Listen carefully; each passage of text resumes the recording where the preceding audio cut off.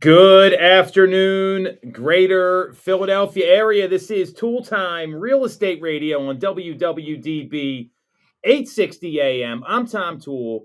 She's Sarah Tymon. We both work at the Tom Toole Sales Group at RE/MAX Main Line, and we are talking about a shift in the market towards necessity and balance when it comes to housing. We're seeing inventory start to stall. And we've also got a Fed meeting coming up this week. And President Trump paid a visit to the new Federal Reserve headquarters that are apparently undergoing a multi-billion-dollar renovation. Must be nice. I'm glad that's where all the money's going. We're also going to be talking about a new hotel getting built in Radnor Township. Mainline Health's coming to Downingtown. Have you seen these Waymo cars? You know what I'm talking about?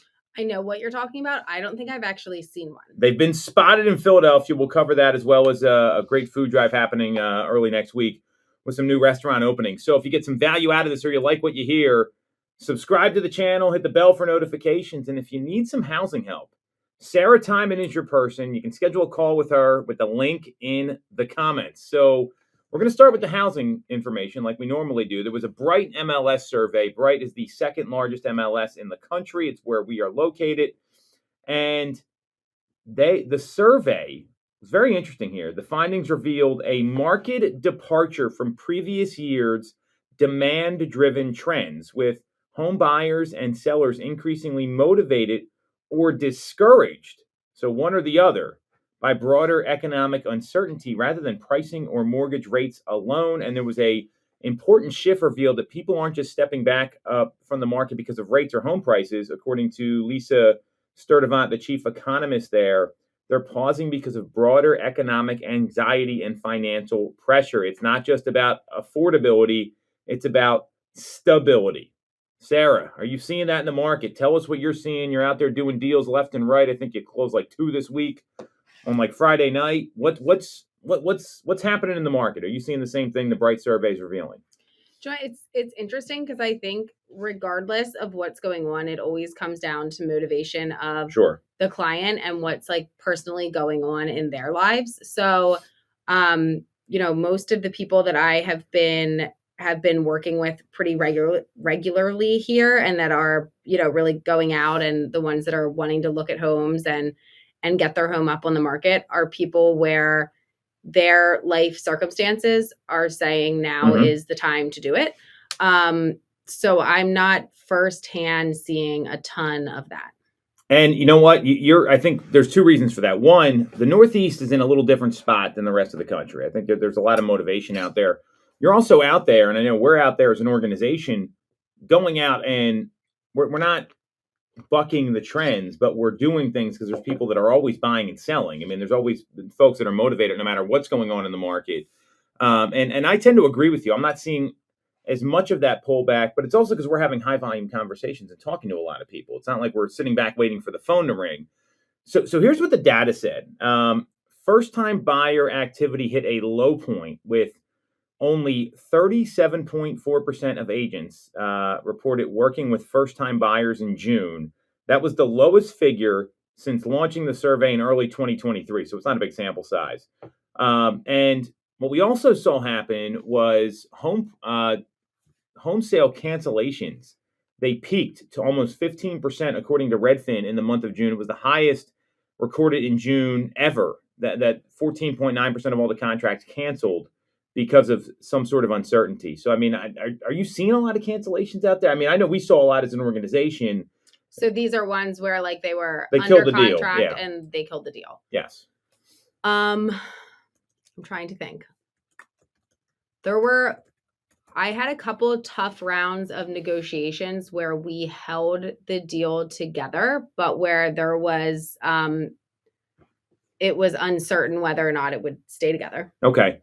And I would attribute the reason that it stayed together. I remember we talked about this right at the beginning of July, and it's because of your skill set holding it together. Like, was it difficult doing that? Like, what are some of the things you had to go through to keep these sales from falling apart? Because the first sign of uncertainty is people backing out and getting cold feet, right? They're under contract. They know they don't have to commit. So what did you have to do to keep some of these things together? One of the ones that I'm particularly thinking of was actually that I had the seller, not the buyer. Either way.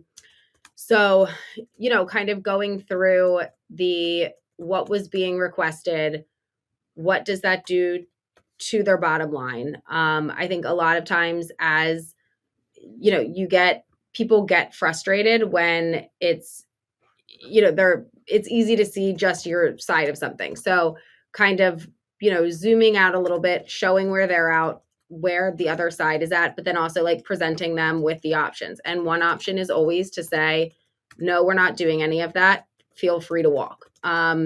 And that was an option that we discussed, and we got it right to the line of where they were, you know, willing to stay in it. But yeah, just kind of like talking through what happens if with each one of the scenarios, and then like what this next step beyond that is. So like certainly like it is an option to terminate, and then or like to not, you know, just to say no. And then what is the next step after that, and the step after that, because you want to give them not just like what the options are, but like the way that each option can like potentially play out. Well, that's really smart, because some people, they just get nervous and want to get out, but then they're not thinking about what happens next. Like, where are you moving to? What's going on? So that's why you have to paint these scenarios, and it's not easy. And you have to say, well, here's one option, let's kill it. And that takes all the anxiety out of it. That's a really smart thing to do, because some people think real estate agents are always going to push these sales forward, but that's not necessarily the best thing to do in some cases. Are you seeing more inspections having to get really negotiated? Because that's a skill set I'm clear most agents are weak on, given just their tenure in the industry and what happened 4 or 5 years ago.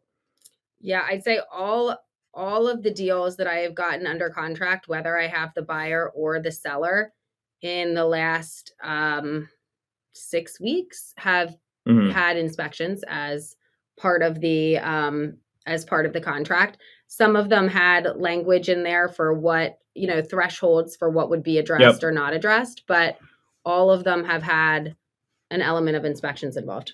Yeah, and I think that's, you know, when I look at the term, we get termination notices filled out for every time someone kills a deal. Sometimes they're like, oh, the house had mold, the house had all this, but you can usually tell that stuff when you're there. So I think agents need to be a little more careful, especially with this uncertainty, because, you know, the market is changing, that it is very needs based. You said it right at the beginning. And if you're not looking out for your buyers before they go under contract, and then there's like a problem that's like kind of obvious. Like, does this ever happen to you where they're like, well, how did you miss this when we looked at the home?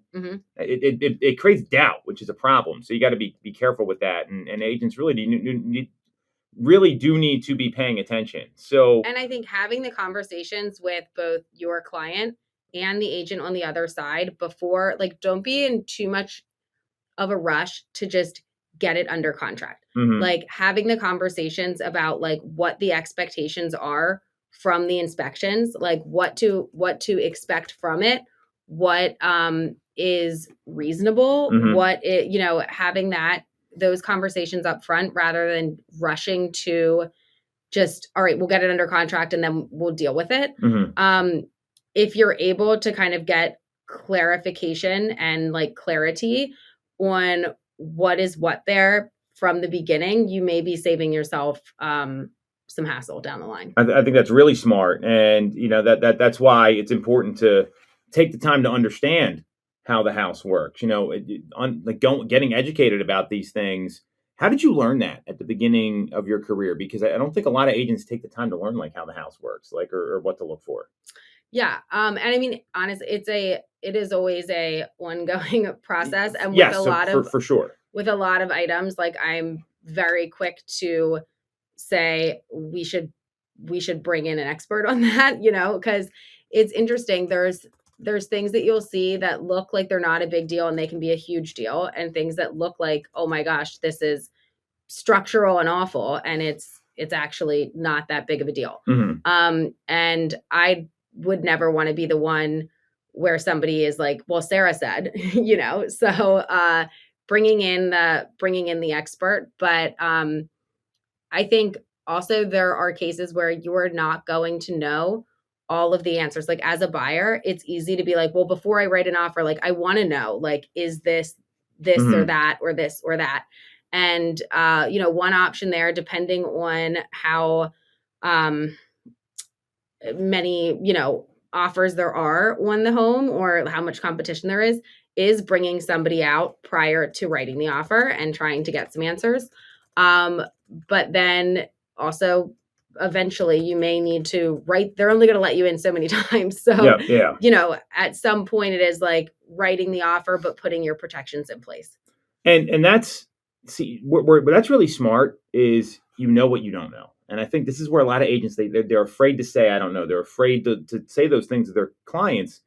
But if I'm a consumer and someone starts giving me nonsense, and then I find out later, I'm never working with that person again. And asking for help can be one of the signals of someone that really gets it, so you can learn for the next time too. So that's really great advice there. And there is a skill set, and I mean, and there should be someone there to help these folks, whatever organization you're with, when it comes to these inspection negotiations, because they're not easy. I mean, it gets very heated sometimes. So we're seeing this. The market move towards equilibrium. We're seeing that inventory growth is also starting to stall out. So, and what I'm talking about is, you look at the seasonal inventory growth, and this is happening both locally and nationally. So locally, according to Bright MLS, we're in that period where we start to see the number of active listings and new listings decline. New listings specifically that are coming to the market.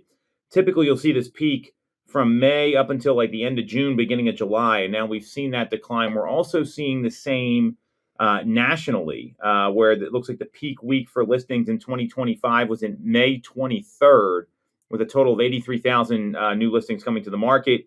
And that was a really great number to see. Now we're looking at, week over week, the weekly inventory change was only up by about 4,000 homes, went from 856,000 to 860,000 homes for sale. And we're seeing the same week, we saw 71,521 new listings coming to the market. So, my observation here is, it's going to be a little less, but there's still a lot of new opportunities out there. I mean, I don't know about you, but I'm still seeing opportunities in the marketplace for consumers. And I mean, are you seeing the same thing? What are you seeing with your clients right now, Sarah? Yeah, I mean, I think it's still important to, every day look and see what else is coming up, because we have strategies in place for, times that we like to roll, like the days that we like to roll out our listings, and like we do things with, like, there's thought behind it for how we bring properties to the market. And not saying that like other places don't put thought into how they do it, because I'll say that. I have no problem saying that. It's, you see a listing pop up on a Wednesday and there's like no advance warning. So it happens all the time. Yeah. So I mean, like, you do want, it doesn't matter what day of the week it is, it's good to get on and see what else like is coming up, is coming soon, or has just come and is available. I think there is still, if you're looking for something pretty specific and something pops up, getting in there right away is important, because you can look at average days on market, you can look at all of these different pieces. If it's a home that's going to have competition and it's going to get attention, you want to get out there right away.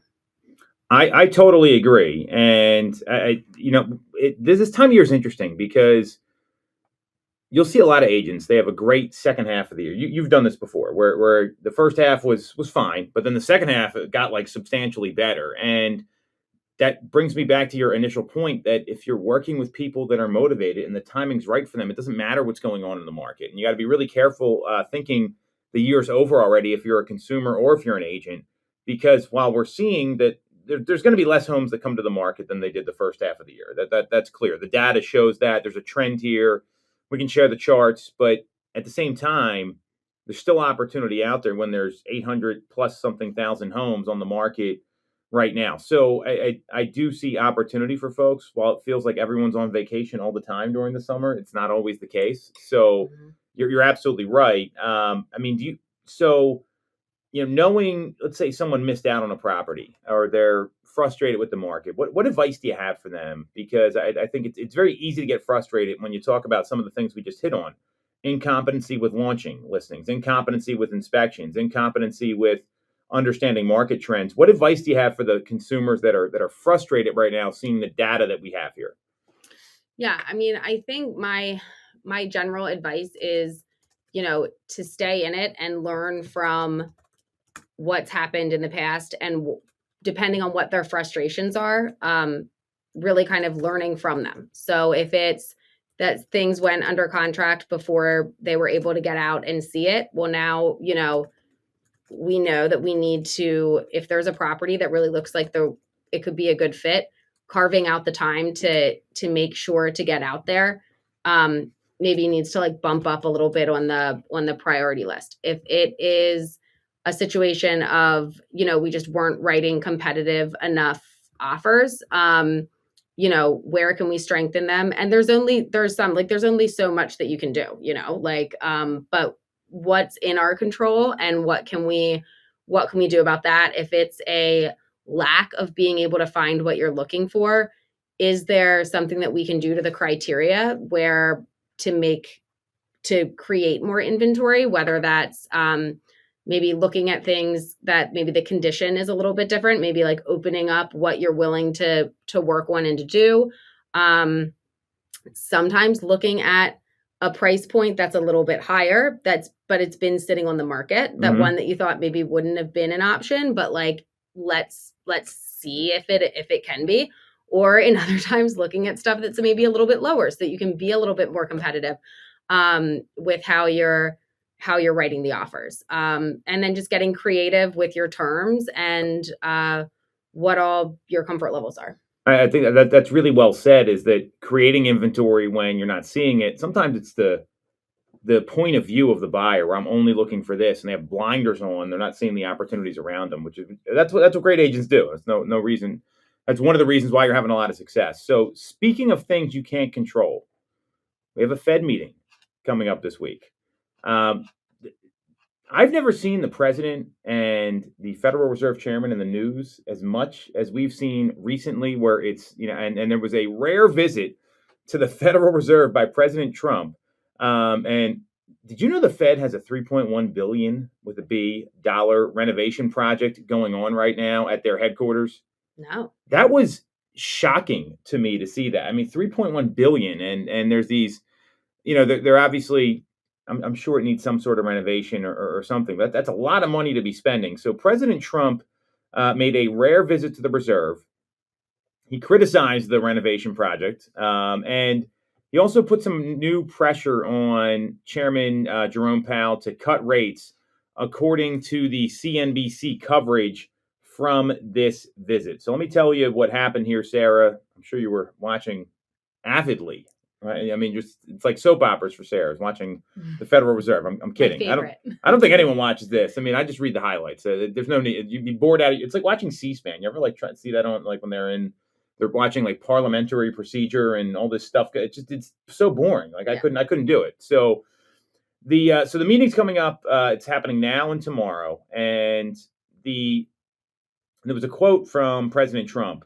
I just want to see one thing happen. Very simple. Interest rates have to come down. As he left the Fed building, reporters asked President Trump a ton of questions, and more than one had to do with firing Jerome Powell. There was actually a fake letter that was getting circulated. I had a lender send this to me, and I'll show you this letter. It was addressed like, Mr. President, the White House was the address. And I was like, you got to read this stuff before you send this to people. But there's been rumors he was going to step down last week. And obviously people were faking everyone out on the internet. The questions were about if he was going to fire Powell, which he can't do legally. Like, right. Powell would have to resign. His answer was, to do that is a big move, and I just don't think it's necessary. I believe that he's going to do the right thing.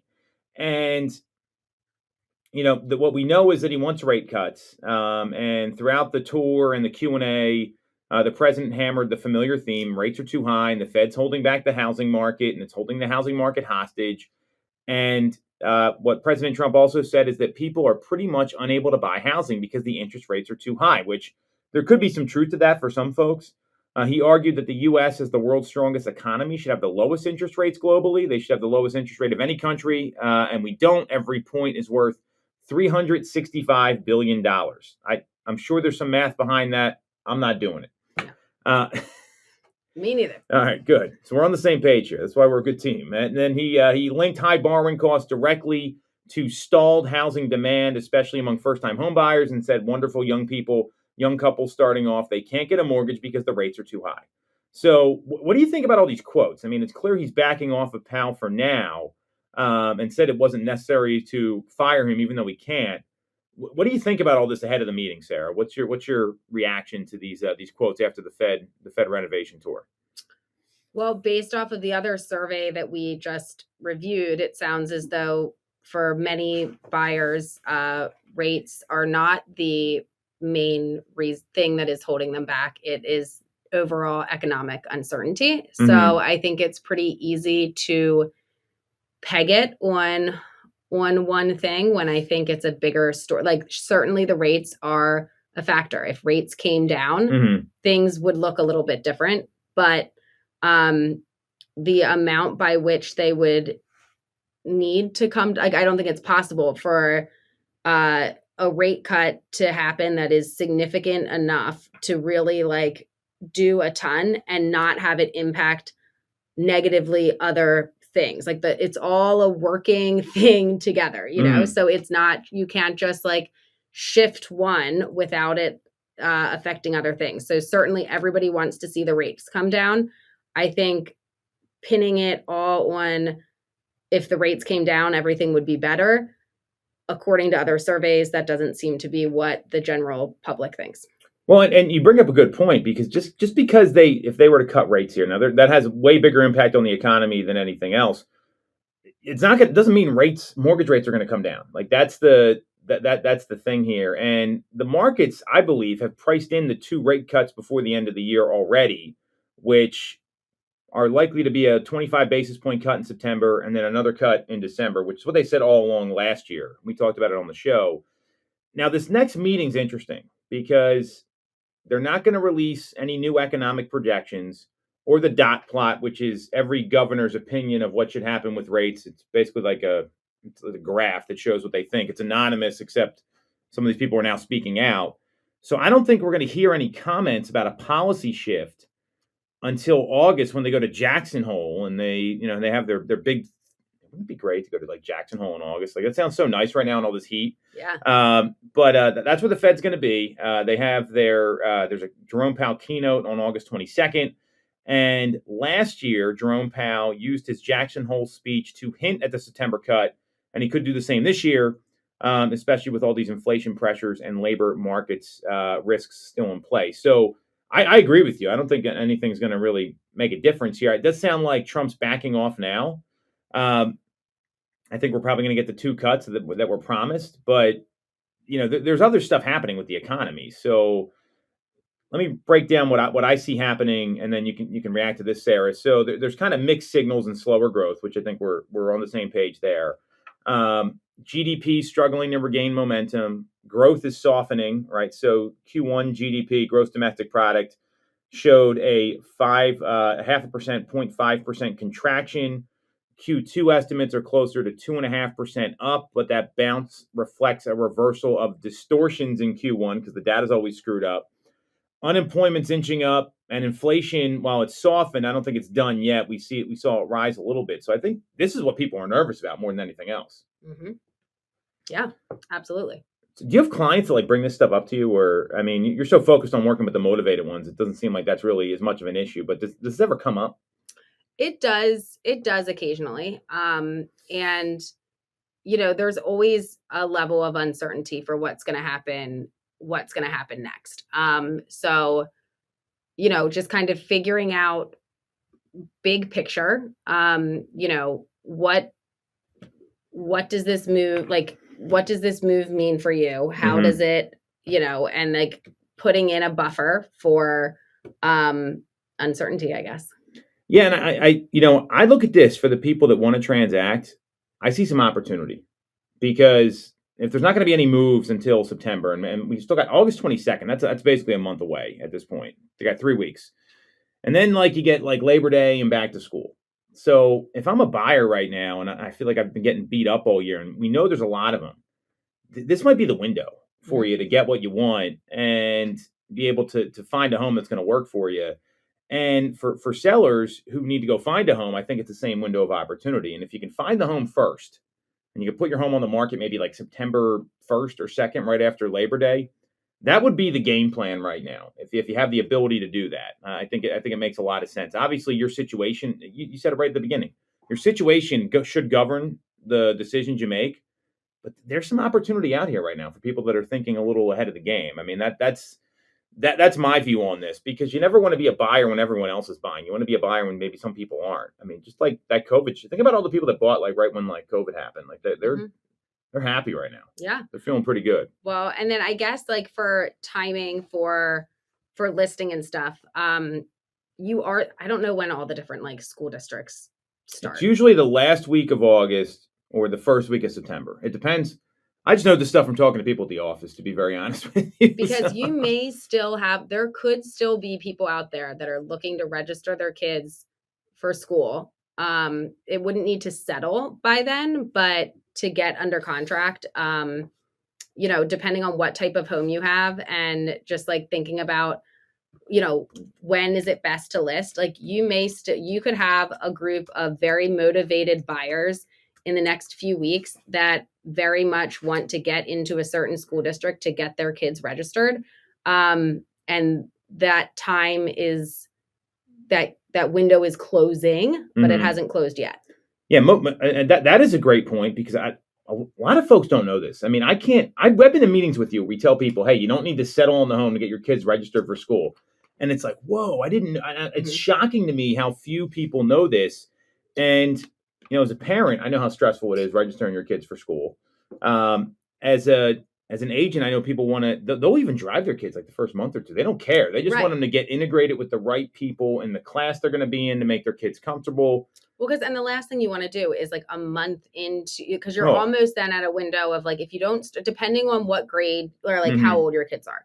I think there is some sense to, if you can't get them in at the beginning of the year, that almost puts you in, if most of the schools here are basically split into like a fall and a spring semester, it may make sense to not have them into the next school until the next semester, just because like a month in that's a tricky time to do that switch.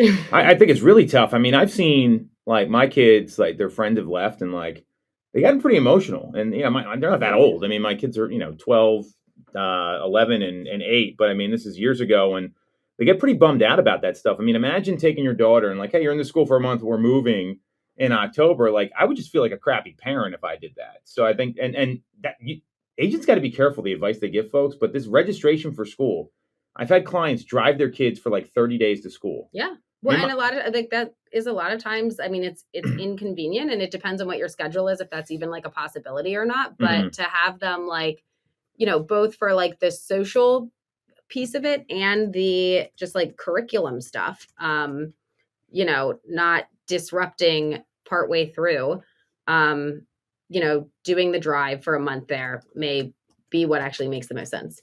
I mean, that's kind of what you commit to as a parent, right? So, and we're both parents here. So I mean, I got driven to school all the time. So, I mean, it was just kind of what happened. So that's a really great point. So there is some opportunity here, and typically it's the week before Labor Day or the week after Labor Day is when the kids go back to school. That's normally what most of the school districts are in the greater Philadelphia area. So opportunity there, opportunity with the market, and maybe the people taking time off. All the more reason to connect with Sarah and make sure, she can help you navigate this stuff, because a lot of agents don't know this stuff, ladies and fellas. So really great info. We're going to take a quick break. We talked enough about the economics. We're going to talk about some local news, about some of the development happening, some exciting stuff going on in and around our community. We'll be right back on Toole Time Real Estate Radio on WWDB 860 AM. All right. Welcome back to Toole Time Real Estate Radio on WWDB 860 AM. I'm Tom Toole. She's Sarah Tymon. We both work at the Tom Toole Sales Group at RE/MAX Mainline, the #1 RE/MAX team in Pennsylvania since 2018. And there are some exciting things happening in our local community here. We got a great guest coming on, hopefully in a couple weeks, I think. I know there was we were on a call yesterday about some of the new things coming to the suburban Philadelphia market. I want to hit on a couple of these new pieces of development here. So the first thing that really jumped out at me, and if you get some value out of this, make sure to subscribe. You want to talk about some of the communities here and schedule a call with Sarah, you can do that with the link in the comments. you don't live too far from here, Sarah. Brandywine Realty Trust is building a $60 million Radnor hotel, which really caught my attention because I don't know if you paid attention. There are no hotels along the main line. Like there's literally none. You got the Radnor Hotel, which this is right by, which was pretty interesting. You've got the hotel at the Ironworks in Bala, which is all the way like literally on the edge of the city and Lower Merion Township, and there's nothing there. So Brandywine Realty Trust, they're constructing a 121-room hotel in Radnor. They're calling it an outstanding real estate opportunity. It's going to cost $59.5 million. And it's right by Lincoln Financial Field. It's going to be off King of Prussia Road. And, there's a lot of big corporations in that part of Radnor. So I think this is a smart move for the people that got to come in and work and consult and do that sort of stuff. Lincoln Financial Group and Avantor both have their headquarters within the complex. I think this is a great thing. What do you think about this hotel development? Because that's like kind of a weird area of Radnor there. You got like the high school, you got the Radnor hotels there, and then there's like there's like a shopping center, and that's about it. So what do you think about this? Yeah, I mean, you're kind of, if it's where I'm going to click on Here's the map, yeah. Yeah, let me see. So yeah, you're kind of like, you're like in an in-between area, kind of, right? So, but I mean, not everybody for the hotel is going to need like walkability to everything. And I guess if they're kind of centering it around where their offices and stuff are, like, I don't know who the targeted, clientele would be, if it's people that are coming for like work or if it's what is what, but you would be a quick Uber. I mean, actually from there I think you've got sidewalks and stuff, so you would be able to walk to some places. It would be a little bit of a further walk, or you're like a quick Uber to a number of places. You're also right by Villanova, so I don't know if like maybe for parents coming in town to visit kids, I don't know where they currently stay. Well, so there's the Inn at Villanova, and that's about it. That's a very small hotel. We had an event there a couple years ago, and they're saying this hotel is going to have a mid-2026 delivery date, which coincides with the 250th birthday of the U.S., go USA, the World Cup, the MLB All-Star Game, the PGA Championship at Aronimink, and they're also building another. There's going to be the Borscht Hotel down in Center City as well. So I just think the problem is, like, if you want to, so we had that dinner with Realtor.com a couple weeks ago, right? And they stayed all the way downtown because there wasn't any hotels that made sense for them. It took them like 45 minutes to come meet us. Yeah. There's just not a lot of places to go. So I think this is going to be good. I don't think you need a ton of these, but it's not just Villanova. There's 7 different colleges within a 5-mile radius. And from the surrounding office tenants, I mean, they're anticipating a 10% rate of return on this hotel. And I know the Radnor Hotel just did a lot of renovations. Like they redid the facade, they put a new restaurant in, and they're saying 25% of the hotel demand is going to come from the tenant base just in the building alone, which is, I mean, that's a good, I guess, starting point here. What are they naming it? That I don't know. Because it's not like a chain hotel. Right? No. So I think it's going to be more like the Radnor Hotel, like a one-off or something smaller. So. I think that the point is that there's a lot of folks that need to come out and visit companies and different things, and they don't want to stay in the city. I mean, it's a pain in the butt just getting in and out. And with this looming SEPTA cut that's happened, all of a sudden the Radnor train station could be irrelevant. I mean, I don't think that's going to happen. By the way, I think they're going to come through and figure out a way to work that budget. Yeah. What's your take on that? Do you think SEPTA is really going to get shut down and cut all these rail lines? I don't think so. If they did, that would be insane. Yeah, I don't think that'll happen. And they're supposed to get... I don't have anything to back that up with. No, I agree with you. Other than just like, I don't think so.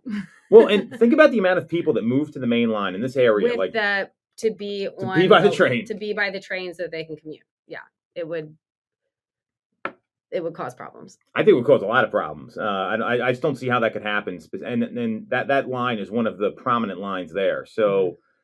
I agree with you. I don't think that's going to happen. So I think, I guess like if anything, maybe they would like reduce number of stops or something. They're cutting service for the whole line. Oh. Under the current plan, they got a month to figure this out. I think there's going to be some like nonsense, government deal that comes in. Yeah. Like all of a sudden, the 11th hour, Josh Shapiro comes in and he's like, "Oh, I saved the day." I would. If I could bet on that, that would be a juicy bet because I think you'd make some money on it. Yeah. So I like this for Radnor. I think this is good because, I mean, especially like you think there's going to be another restaurant there because that's like a weird area where there's not a lot of places to go. Like you have North Wayne, and then you got like, then there's, I think it's called the Triple Crown is what the old like Glamorgan used to be, that restaurant in the Radnor Hotel. Mm-hmm. But there's not much else there by Villanova. So I think, and plus like Villanova, like they get a lot of people coming in terms of like visiting their parents. I mean, it's expensive to go there. So you get a lot of parent visits. So I'd imagine that's going to pull, especially like graduation weekend, football games. The football stadium's not too far away from there. I know it's not like Division I, but I think that would pull a lot of people. Yeah. All right. So we're going to give a thumbs up to this new hotel here is the overarching theme. I want to talk about these Waymo cars. So my neighbor took a picture not too far from his house and my house about the Waymo car. So if you don't know what the Waymo vehicles are, they are self-driving taxis that have been rolled out in several cities, Atlanta, LA, San Francisco, and they're deploying a fleet of cars in Philadelphia with human drivers. But you can't hail one because right now they're like driving the roads to understand the terrain. Think about the amount of potholes in Philadelphia you got to deal with, like where you need to turn. And the fleet is currently closed to the public as they develop the technology and familiarize itself with the city. It's a white Jaguar I-Pace electric vehicle that drives at all hours. And they're going to drive highways as well. And they're seeking permission from the Pennsylvania Department of Transportation to test. I mean, they've been seen out. So they've got a human in there right now, yes. But the car is self-driving, but the human's there in case something happens so that they need to override it, or the human's driving it while it maps. I think it sounds like it's driving it while they map because the first autonomous vehicle pilot launched in the Navy Yard in 2024 with human driver backups on board. So, I mean, that's and that pilot already ended. So you can't get into these yet. I think they're trying to get into the larger cities. And I when you look at these here, I mean, Pittsburgh, they have a company called Motional AD that's currently testing automated robo-taxis. I like the idea of this on a certain level. I mean, have you ever had like a really bad Uber driver? It's like horrible. Sure. So there's I think everyone has. But they're having to learn how to navigate like the sinkholes and like the pedestrians, and it's not like driving in some of these other cities. So I think you got to be mindful of that. Would you get into a robot-driven taxi right now? Probably. Right. I don't know. I guess it would maybe depend on where, like, what the trip looked like. Like, I don't know that I'd want to like be getting on like highways and stuff, which I know. I feel like honestly, maybe like the pedestrians and crosswalks and stuff that you may encounter in like center city would maybe be more dangerous for the pedestrians. Yeah. But I don't know if I'd quite want to get into one that's going to be like going fast on the highway right now. But I don't know. And so, I mean, there's been some accidents where this stuff's happened. So, I mean, not with Waymo, but I mean, I know Uber was testing something, and there's this video I remember vividly. Like, this woman is taking notes in the passenger seat, and she like hit somebody on a highway. Like, it happened. So, I would be a little hesitant if it was just me. I'd be more likely than if I was getting in the car with my family. Sure. That would be for sure. I'd feel more comfortable in the suburbs than the city because I think with the pedestrian, people just walk in the streets in Philadelphia. Like it's a free for all down there. Yeah. So I guess actually the safest would probably be the suburbs, not getting on the highways, not being in like the denseness of the city. Yeah, and I mean, what I do like, I think this is good for the city that they're getting tested here because you want this stuff to come to your area. You want this stuff to come to your city. They're also testing out New York and Boston. And so, I mean, obviously, they're coming to the Northeast. You want these things to happen. I just hope that, and the technology is going to get there. I just don't know if it's there yet. I think that's really the question. Yeah, I mean, I think if the technology can get there, hopefully you're not going to have a distracted robot. I mean, I would tell some of these people, like, I mean, you drive down, they have the new rule about not having your phone in your hand. I'll literally see people look over and they're just like looking at like Facebook. You can see it on their phone. Like, what? You don't need to do that in your car. You can't wait. Like, is it that important? I don't think so. This is good for the city. I hope there's not a whole lot of accidents, I think is the thing. So there's also, I wanted to point out, there's a new company, or it's a fast casual restaurant. It's called Dig In. Clever name. Yeah. Like the Dig In, like it's like a hotel. So they're opening 2 locations in Ardmore and Jenkintown. And what I love that they're doing, it's if you look at the company, I mean, you can go, I think their website's digin.com. Let me pull it up here. Yeah, it's digin.com. So it's seasonal food done right. Like they have, they'll have like barbecue food. They got like Nashville hot chicken, like all this stuff. Looks delicious. Let's see what it looks like when it gets there. Because have you seen this company Wonder that's come to the area? No. So they have all these like celebrity chefs and it's like prepackaged food. I've heard the food is horrible. Like the reviews are god awful on social media. This looks a little different, and it's a more local company. And they're opening up so right now they have 2 locations in Center. There's some in New York. There's a couple in Center City that are there, and they're opening Ardmore and Jenkintown. What I love that they're doing, because right now they're in Rittenhouse and University City. The expansion is going to include, because their mission is rooted in nourishing communities, not just through real food, but showing up for people of the community. And they're partnering with local food pantries for their grand openings. And they're having in Ardmore, which is my neck of the woods, August 3rd and 4th. They have a food drive exchange starting at 11 a.m. They're doing the same thing at the Jenkintown restaurant. And they're asking guests to bring canned and non-perishable goods, and they'll give you a free plate of food to like roll it out. I think this is very cool. I don't think people realize, like, these food pantries, besides like Thanksgiving, like they're empty all the time. It's very difficult. So I love that they're doing this. I mean, it sounds like it's at least they're giving back to the community here. So if you're around August 3rd and 4th, I would in Jenkintown or Ardmore, highly recommend you go check this out and at least participate and go support this business, because they're supporting the communities. I think it's a really good thing. Yeah, that's great. Have you ever seen what it's like at these food pantries, like in the non like holiday time? Like it's very depressing. They have like it's very, very difficult. So I think it's a really smart thing that they're doing. Why don't we take a quick break, and we're going to come back with all our new listings we want to talk about. Sound good? So sounds great. A lot of great stuff happening locally. Looking at this menu, I'm going to order some food. I would eat this Nashville hot chicken sandwich. Nashville hot chicken is delicious, so highly recommend that. But we'll take a quick break. We'll talk about hot chicken later. We're going to talk about all the new listings we got coming to the market and some open houses next on Toole Time Real Estate Radio. All right, welcome back to Toole Time Real Estate Radio on WWDB 860 AM. I'm Tom Toole. She's Sarah Tymon. We've got 5 incredible new listings and a number of open houses this weekend, all over the greater Philadelphia region. Sarah, why don't you lead it off here? Your choice, which one you want to talk about. We got some incredible properties coming to the market this week.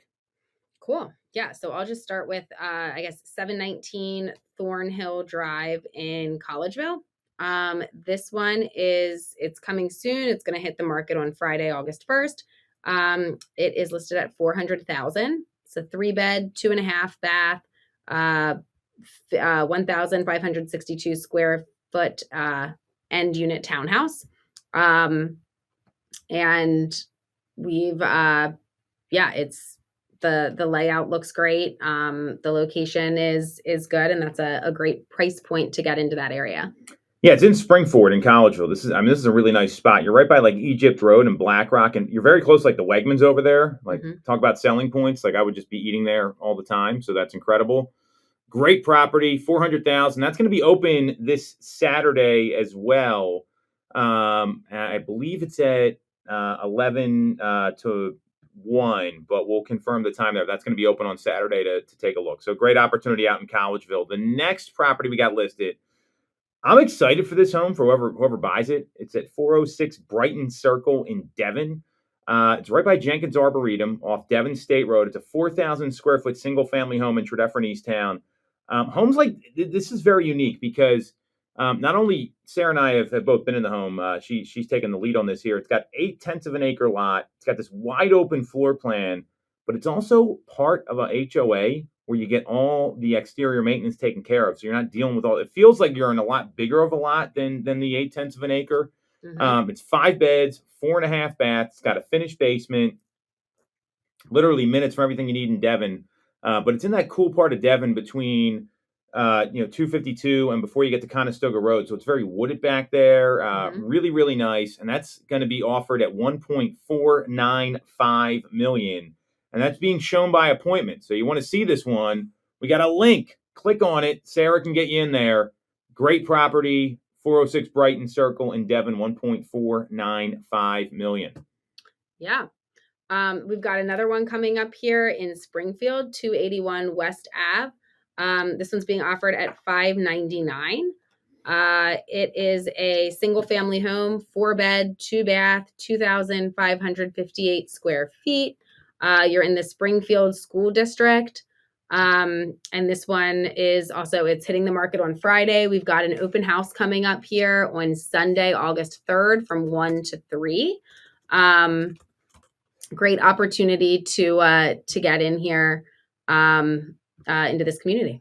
Yeah, this is a really nice part of Springfield. It's right off Baltimore Pike, but you're also like not on Baltimore Pike, and it's literally it's in between Springfield Road. Really great spot, nice looking house there, and that's going to be open on the 3rd, which is Sunday from 1 to 3.